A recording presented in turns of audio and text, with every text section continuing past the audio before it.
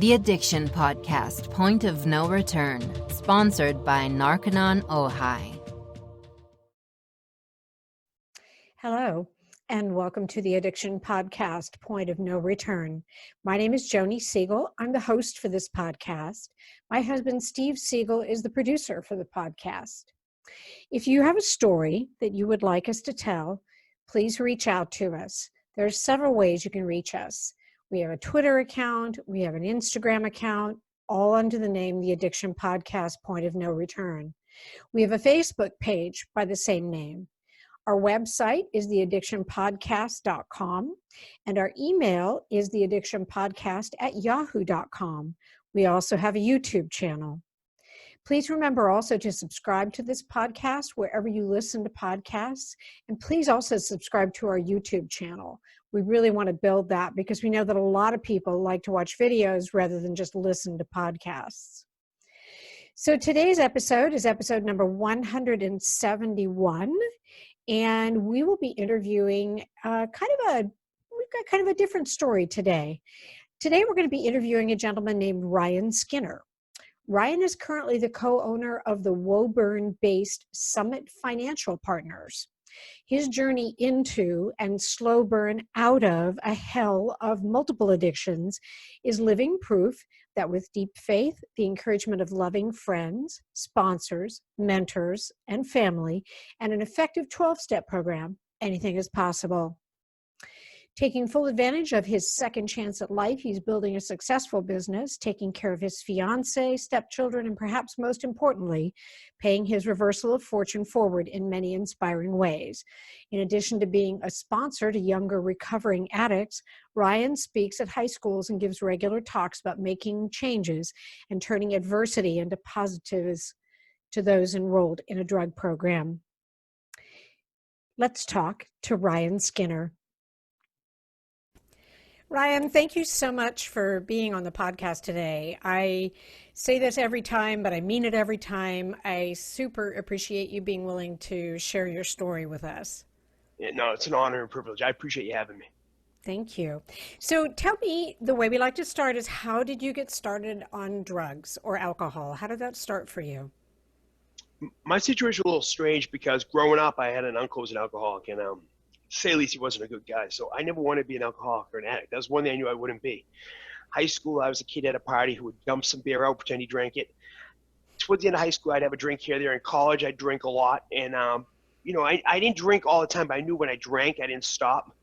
So I just didn't drink. I had the discipline. I always knew I didn't want to be broke in life, and I wanted to have some success. I get out of college, I start in the financial industry, and alcohol is a big part of that industry. It's very acceptable, to say the least. Next thing you know, I'm going and things get a little hectic, and I'm still hanging out with kids and guys at that point that weren't exactly living the right way, but I looked up to the wrong people. I was very insecure. I had gotten in a fight. I wasn't a good fighter. Every time I fought, I broke my hand. So every time I get pain medication, and I'll tell you, I remember loving it. And not to a point where I was obsessed, I would use it because I knew the guys that were selling the drugs and stuff. I watched people trade a Rolex for one pail of OxyContin. So I knew that, I didn't want to be a junk box, that's for sure. But next thing I knew, when I got those scripts, I would take them, but not for the pain. I didn't care about pain. I would take them on the weekends just so I felt more confident and have more fun. Well, fast forward a few years later, I had some bigger surgeries, and I got OxyContin. And now I remember what it did. I wasn't a victim. I was a volunteer. I knew what that stuff did. But I was going to be different. Who becomes a junkie at 25, right? Well, I did. Mm-hmm. Next thing you know, I'm loving those things. And when I got through the medical issue and they said, you know what, your health, you're going to be okay. We're going to wean you down. One every week. So I went from taking 6 prescribed a day, OxyContin 80s. They were going to take me off in 5 weeks. Well, that doesn't happen. And at that point, I had two houses, a couple of cars, a lot of money saved because I had had a lot of success in the financial industry. What happened was when I got these pills, drugs and alcohol didn't do what they were supposed to do to me. They didn't debilitate me. They enhanced me. I thought I was better looking, smarter. I made more money. I had faster cars, faster girls. I lived a fast life. Until it all took. Sorry to interrupt, but you make me think of Wolf of Wall Street. And it was. The only thing I didn't do was sell shady stocks. And had I been able to figure that out back then, maybe I would have. I would always say my pride when I was, going through stuff and getting sober, I would tell people, well, I never stole. And to be honest with you, I didn't steal money, but I stole people's peace of mind. When your financial advisor is, I had one gentleman, I'll give you a quick example. I'll get to it in a few minutes. But as for the progression, I started feeling better when I took these things. And next thing I knew, and I had the confidence to ask the girl my dreams out. Next thing you know, I'm engaged to the woman I'm married to now. The next thing I know, I'm starting to do some violent things, not to her, but outside and out with the wrong guys. And finally she says, Ryan, I can't live this way. And she leaves me. Changes her number. I can never hear from her again. It was 10 years between when she left and when I heard from her again. Wow. And so all the things that drugs and alcohol started giving me, even after that, I had more confidence. I was living a fast life. It took it all away. And the good times, they weren't that good. They were just like on the outside good. You know, all the stuff I thought I wanted in life to be, people knew my name. I'd go to clubs. People took care of me. In financial, I made big money, what I consider big money. You know, it's all relative. Like next you'd be sitting next to a rock star. But the truth was, I called my dad once from Miami. I said, Dad, I'm so lonely. And he said, Dad, Ryan, you flew 5 people down on your dime, and you paid these people to be your friends. Go hang out with your fake friends. And I was sitting in their bathroom crying alone. Wow. You know, I mean, that's where he does. Wow. So at that point, what drugs were you taking? Well, pills, Just Oxycontin? opioids my favorite. I mean, I would do, when I was at the going out of control, I would do coke here and there, you know, ecstasy here and there, but I didn't like those. I had enough anxiety. I need to add to it. Right. But for me, and like stuff like that would just make me quiet and give me anxiety because I had, you know, I had bipolar, I had ADHD, so that stuff didn't really bring me down. It bring me up. It just kind of leveled me off. But the opioids, I just loved, you know, Wow. and even when I hated them, I couldn't stop. Wow. You were going to tell a story of how it affected you job-wise. Well, so at that time I was in Miami when I called my dad. I got a call from this guy, Bob. Bob says, Ryan, where are you? So I'm down in Florida. Why? I said, you know, I'm taking a break. It's a Thursday. You're supposed to be at my house. I said, well, Bob, I'll get there next week. He said, you didn't show up to my house and you're down in Miami partying and you think this is okay? I'm like, stop breaking. And I didn't, you know, stop breaking my cookies, Bob. Bob was right. I owed it to him to show up to his house. I was the guy managing his money. Fast forward, when I was going through tough times, like I would just string him along when I was getting treatment because I didn't want to say, hey, I'm a junk box getting treatment. And then I finally got honest. I went out to see him and his wife, Lorraine. I said, guys, I didn't steal your money. You know, obviously your money's okay, but I didn't give you the respect or the time you deserve. I'm very sorry. For the rest of my life, I will work for you free. I will get your tax returns done. I will pick them up at your house, drive them to get them done, and then return them. I don't do that, but I'll find someone and I'll pay for it. You'll never have financial stress again. And through the grace of God, I've been able to do that. Now, when Bob was dying, this is a guy who at one point hated my guts. He's very Catholic, and he couldn't get Eucharist because I guess it has gluten in it. I don't know. But I found a friend of mine who was a priest who would get him gluten-free Eucharist. And Wow. then fast forward after that, right before he died, he said, Ryan, you know, I'm really glad that you turned it around because I feel confident leaving Lorraine, my financial stuff with you. And to this day, I mean, I just returned her tax returns a couple weeks ago, left her a mailbox because we couldn't see each other because of COVID. And she said, you know, you really honored your word, Ryan. And she's 87 years old and we have a tremendous relationship. Wow. So you're doing drugs. You're successful. You're making the money. You've probably got the cars. You lost the girl, at least temporarily. But what made you change? What was, you know, we always kind of look at, you know, what's the point of no return? And for a lot of people, it's like being homeless under the bridge. What was yours? Where you went, I either get well or I die. Well, I wish I could tell. Here's the thing with drugs and alcohol. You know, anybody who knows it, if they don't know it, here's a quick life lesson. The elevator's going down. You can choose where you get off. I didn't make good choices. So my bottom was a couple of arrests. Then my bottom was business. I didn't give my clients away because they were going to leave me anyways. So I gave them to people who I knew. And then next thing you know, I had no business, lost the houses, lost the cars. I'm on the street. I'm using toilet water because the Dunkin' Donuts sink won't work, and I'm shooting heroin with toilet water. I lost everything. When I went to jail, I remember getting arrested and looking at my friend who was the chief saying, Ben, you're not going to hold me. You wouldn't do that to me. He goes, Ryan, do it to you. You've been on probation. I've warned you. You keep violating. You're making me look horrible. You're getting drunk. You're getting arrested for fist fights. I got to hold your eye. At that point, I remember going, knowing that I don't have to fight anymore. And there might be a chance that I can get treatment or get guided or somehow this was divine intervention. So my bottom was on the streets and you know, my bottom was every bottom you could have. Okay. I don't know how, through grace of God, when I went to jail, my mother had a deal with me. My mother's very, very spiritual. She said, Ryan, I'll send you one of your gangster books, like whether it was Black Mass or whatever it was. And she said, but after that, before your next tough guy book, I'm going to send you a spiritual book. You have to read it. I'm going to ask questions. Second book she sent me was Feel the Fear and Do It Anyways. It was about a woman who had breast cancer. Susan Jaffrey, I think her name was, who wrote it. And anyways, it was geared towards women that had like struggles to overcome, but it spoke to me. I'm pretty feminine, so it worked. And I will tell you, that book, after that book, I never read another tough guy book again. Every book she mentioned in that book, I asked my mother to send me, and I started reading and training my mind. And then I'd read things and say, if you fill your mind with good things and your visualization, next thing you know, I just took off. Wow. Ryan, why did you get arrested in the first place? Was it for possession? I had a number of arrests. I mean, I'm talking like 15, 20 arrests. So I don't know. There were possessions. There were assault and batteries. One was an A&B on a cop. I was very lucky. Like through recovery, I was able to go make amends to that cop. I actually bought lunch for that police department 3 weeks ago on my Thank You Thursday. So it was God works it out. Do you do it every Thursday or? Every Thursday. I started about 8 weeks ago. We started by buying lunch for a floor of nurses and doctors at Mass General. And then, because they're on the front lines, then it was the Woburn Police Department, because that's where I had all my arrests. And the chief now is the guy who used to arrest me so much, and we're close personal friends now. And then the week after that was Matt. We did Market Basket, the people that work there, and then a few other police departments. Just this past Thursday, we did Chelsea Police. So every Thursday we do somewhere. Okay. Now, did you get clean in jail, or did you go to a treatment program? Yeah, well, I got a little of both. So when I was in jail, they were gonna release me, parole me, and I said to the judge, I said, Your Honor, if you send me back to the streets, you're gonna see me again. But if you put me somewhere, let me go get treatment. She goes, well, to get treatment, you have to stay in jail till we get you in somewhere. I said, keep me locked wherever you need to, but don't let me out. So they did that, and the reason I kind of got the inspiration to do that was I was in the cell waiting to go, and my lawyer says to me, Ryan, your father, excuse me, I don't know what that is, but he said, the lawyer says to me, you're killing your father, Ryan. He said, you're killing him. So I said, okay. He said, your father, you're ripping his insides. My parents were good people. I wasn't raised with drugs and alcohol around me. I wasn't raised with tough guy crap. I was raised by, my dad would always say, we don't have a lot of money, Ryan, but you know what? We have integrity. And he said, that's not who we are. And that motivated me. I said, God, so I said to the judge, Your Honor, please find me. So they put me in a treatment after that. It was 90 days locked in. It was kind of like a jail thing.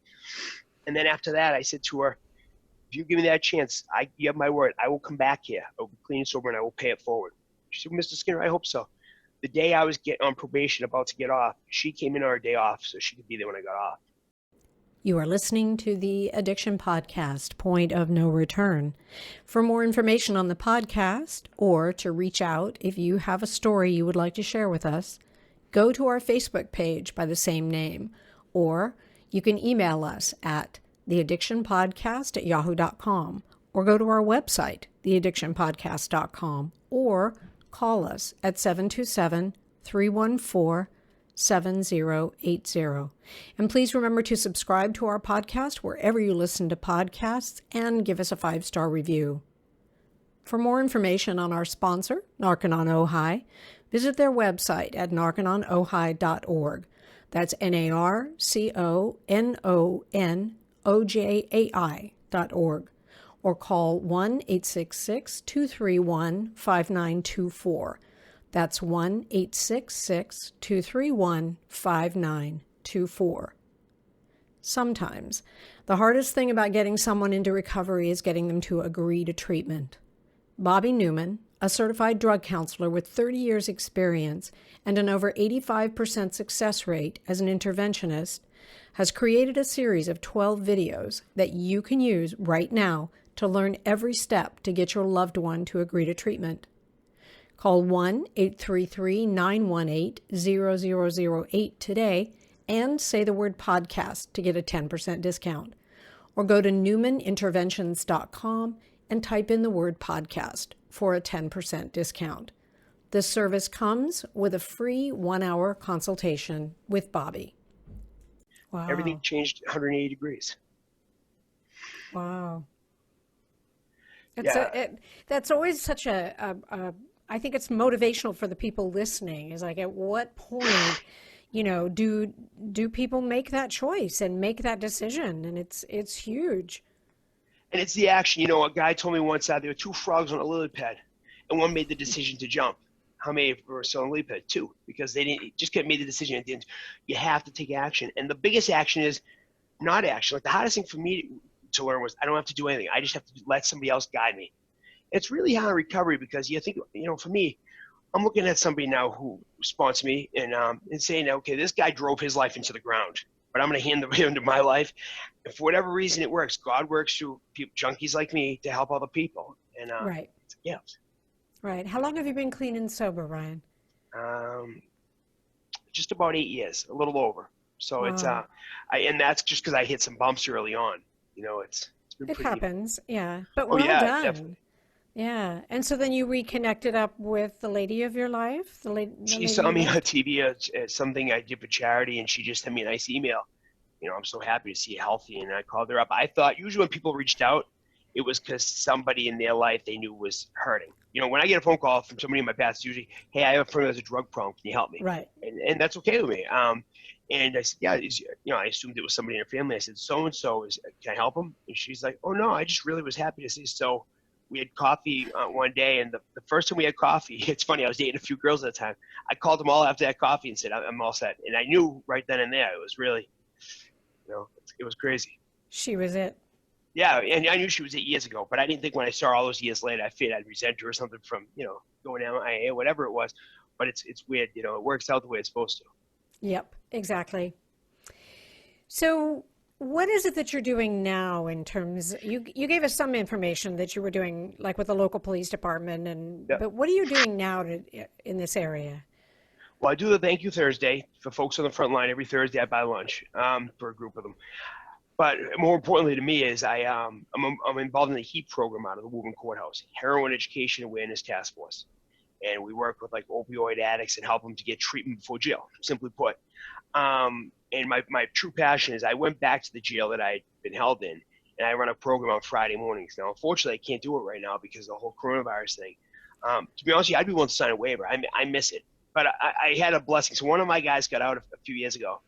When he got out, I always do the thing. If you go through my program at jail, I'll pay you first 3 months of your rent at a sober house. I'll buy you a cell phone prepaid, and I'll get you a couple outfits of clothes. I'll get you on your feet. That's what I tell every one of them. Wow. You get 3 months out of me. And this guy ended up going off the deep end at one point, blah, blah, blah. When he got out, I always had this cross that he liked. He had a couple of diamonds in it on my necklace. So I gave it him when he got out. I said, I want you to have this. When he goes off the deep end, he's running, he's using coke, crack, whatever the hell he's using. And so at one point, I got him to section himself. I said, you're on probation. If you don't section yourself, my friend who's the chief's got to put you in jail. If you do that, he's down the Cape this weekend. We'll get you sectioned, and he'll have to lean off you. We did it. Next thing you know, he gets out, he's doing well, runs again. I said to him, buddy, they're going to put you in jail. I said, I love you, but so they put him in jail. I saw him in jail. I talked to him for a few minutes. He's been out now. Now he's one of the guys that runs the sober house he's at. He sent me a picture the other day. He just got a car, got his license. And he never had a license. 35. He always drove illegally. His family never had cars and stuff, And he sent me a picture of his car. So I said to him, oh, do you need help getting on the road? Like, any money for insurance, anything I can do for you? He's like, brother, I listened to you. I paid cash for the car. I paid for the insurance. He's like, I'm good. And I was just so proud of him. Like, and that's the Yeah. gift. My jail program is my real bread and butter. That's me. That's my it. Wow. Just out of curiosity, are you not able to maybe do some aspect of it like None. virtually? They No? won't even let me do a Zoom. I offered to pay for the computer system. And Oh, there's so many rules because you have to be careful that somebody isn't contacting somebody who is restraining, or there's so many moving parts. yeah. Yeah, it stinks. That's the hard for me. Everybody else says these are the hard things. I'm like, I miss going to jail. That's Yeah. my highlight of my week every Friday morning. Just pop it in there. You So, sound like a friend of ours who's a former addict who was in prison, and he goes into prisons and educates about drugs. And so he says, I spent all this time trying to get out, and now I'm trying to get back in. So you I sound the always tell same people, way. yeah, it's not bad when you walk in. You can walk out. It's a Yeah, little different. You're happy to go in if you can leave when you choose. that's Um, true. but that's my it. Like my wife always laughs. She goes, no matter how bad your week is, that's your Friday morning. Your week's gonna end. And I always leave there just flying. That's awesome. I love that. And you have a company. Is that a company you started after you got clean and sober? It's the same My business, financial right? business, yeah. Yep. So what happened was before I used to have, I think it was Ryan Investments or Ryan Skinner. I don't even remember. I think it might be Ryan Skinner Investments. I can't remember. It was so foggy. When I got out, my sponsor said, "Hey, make God your business partner." So anything you do, bring God into it, spirituality, I said, all right, I could buy in. So he gave me a book, Newman, Power of Positive Thinking. So I read that book, and I kept going to this beach and reading the book every week, and it would say, make God your business partner. It would talk about how to do that. So but I'm going to try this. So I'm driving back, and I look up at the sign that I'm driving on the street, and it says Summit Ave. So I was like, There it is, Summit Financial Partners. That's how it was born.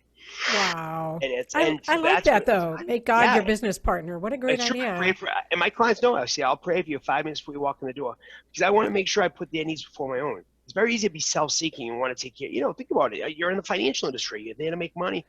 But if I could put their needs before my own, God takes care of the results. The coronavirus, everybody else had to lay people off and everything else.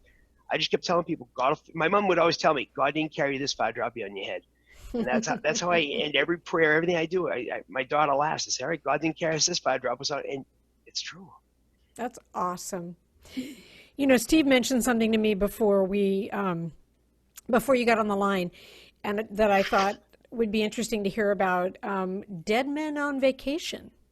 Oh, yeah. So we started an AA meeting at my house, kind of an offshoot of it. It wasn't formally AA. It was just a group of guys that were from recovery, and we just named it Dead Men on Vacation because, frankly, it feels like every day is a vacation. I mean, my bad days, and I've had some bad days, because in this day and age, there's still people from the federal state employees that they judge. They come down, they try to make an example of me. People have a hard time accepting that you're different.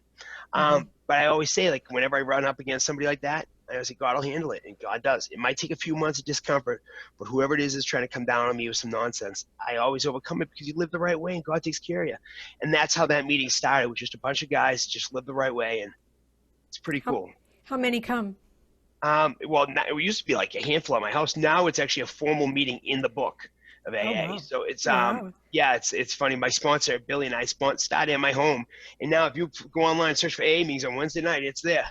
So now it's more of an hour meeting than like a small meeting. But I still do a meeting usually like once a week. I'll pick up meeting at my house, but it's on the Sunday morning or out by the fire.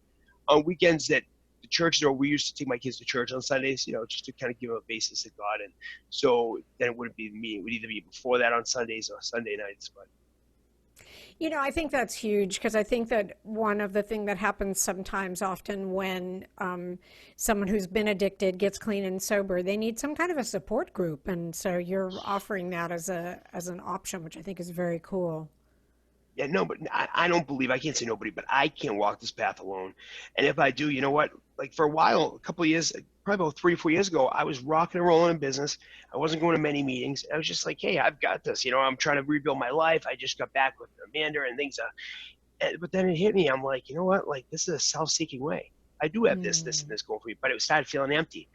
So I reached out to the guy that just said, you got to get me back in there. And then next thing you knew, I started doing the stuff outside of me.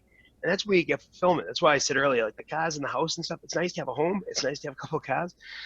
So my wife and I can get to work and whatnot. But the joy is like being connected with other people. And we know that nowadays more than ever. Yeah, I think it's huge. And so often when we interview someone, most of the people that we interview, after they get clean and sober, they want to give back, and they want to connect up with other people, and they want to help other people. And I think that's just basic for most of us. And so I think you're definitely doing that. How many kids do you have, Ryan? I have two. So my oldest, I always say it's my daughter. Technically, it's my stepdaughter. But when Amanda and I got back together, I got Kennedy, and she's just tremendous. And my attitude is, if I'm the person who tucks you in every night, says your prayers, and does your ponytail, and takes you to school, I'm your dad. And that's nothing against her dad, but I'm just the one. I'm really involved. She and I have a tremendous relationship. She now meditates every night with me. So we do our meditation together. Yeah, she's cute. And then I just, through the grace of God, it took us years of fertility and headaches and this and that. But my wife and I have Dylan, who's just under 6 months. She'll be 6 months tomorrow.